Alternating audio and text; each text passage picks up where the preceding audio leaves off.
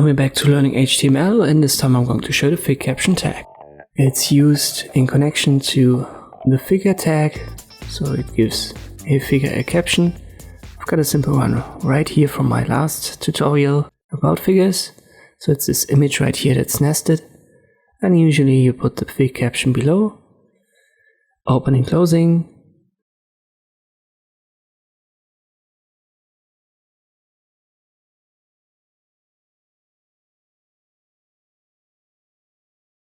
and then you add text inside.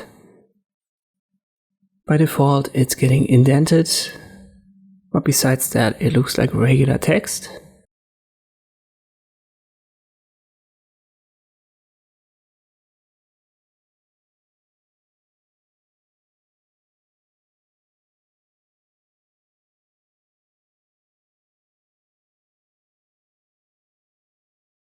There are no specific attributes to use with the Figcaption, so that's basically everything there is to know about it.